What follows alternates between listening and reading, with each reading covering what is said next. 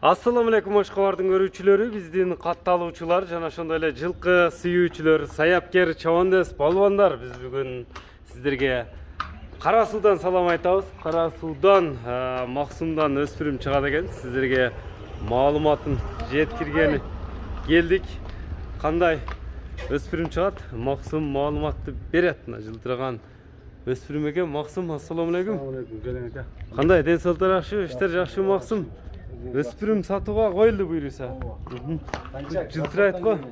Ростовдон келген данчакпы? Жазга бышты. Жазга 3 жаш. Кырттакка барбы же экөө экен, а? Чала минги, ишне минилип үстүнө чыгылганбы өзү? Ооба, минги. Сынını көрүп турасыздар, мойнулары узун. Кабак кашыны, баштарыны, кашкаларыны. Кличкасы бар Максым жокпу? Кличкасы Спартак. Спартак.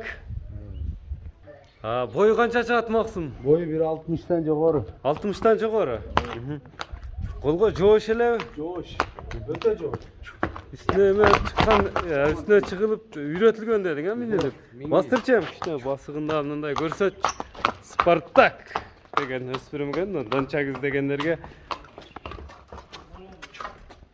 Максым bunun cev içkeni kadar şunday Жей içkeni мына денеде көрүп турат, жылтырабайт. Teride turat. Жей içişi жакшы. Jey içi. Бар жогу. Bunday günge çağırsan günge kölököden. Arkaldı. Bundan da 4 kazığı taza. Hiç işi gemeleri yok. Бар жогу, ден соолук, футболу, жейиши баары Кудай кааласа жок.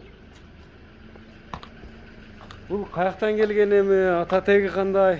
Бул Россиядан, Ростовдон келген. Rossiyadan, Rostovdan alıp gelingen mi? Танчак. Tazadan çaktardan mı şunda? Köprüklerini tartaylı. Aldına kagılıptır. Taka. Максым, калган маалыматтарды берем. Ростовдон келген дедиң, а? Бул бир досума энчиге келген ака. Энчиге келгенби?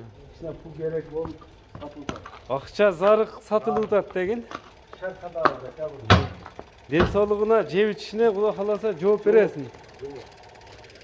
İnşallah. Данчак издегенде Спартак деп өзүң койдуңбу же досуң коюп коюппу?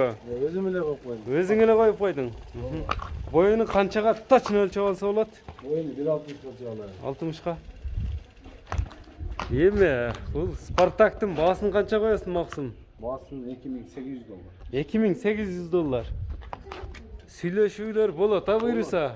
Сүйлөшүүлөр болот. Мынакей туугандар $2800 деп айтылды. Экранда көрүп турган номерлер менен байланышсаңыздар болот. Биз ушуну менен чыгарылышыбызды жыйынтыктайбыз туугандар. Саламатта калыңыздар.